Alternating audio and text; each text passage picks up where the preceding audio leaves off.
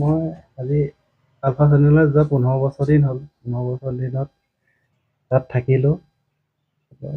বুজাবুজি অভাৱত মই পুনৰ ঘৰলৈ ঘূৰি আহিলোঁ। বিশেষ ক'বলগীয়া মোৰ নাই।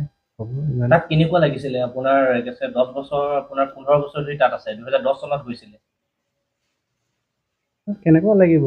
গৈছিলোঁ মই যিটো ভাবি সেই ভবামতে নহ'লে বুজাবুজি অভাৱৰ কাৰণে মই গুচি আহিলোঁ।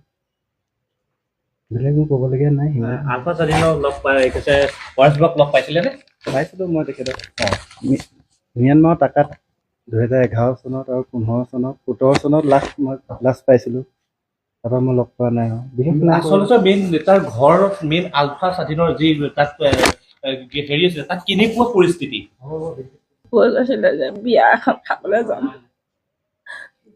মা মই বিয়া এখন খাই আহোঁগৈ। বিয়া এখন খাবলৈ গৈ তাৰমানে গধূলি মই কৈছোঁ তই কাইলৈ গুচি আহিবি। তাৰপৰা কৈছে সেই আহিম। তাৰপৰা পিছদিনাখন আকৌ ফোন কৰিছোঁ, তেতিয়া কৈছে আজি বৰকে ৰখাইছে থাকোঁ আৰু বোলে কাইলৈহে যামগৈ সেনেকৈ কৈছে।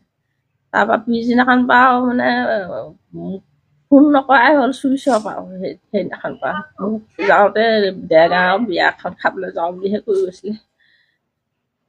তাৰপৰা মই তেতিয়া মই গমেই নাপাওঁ যে ক'তনো গ'ল কি কথা, মানে ঘৰত কৈছোঁ আৰু।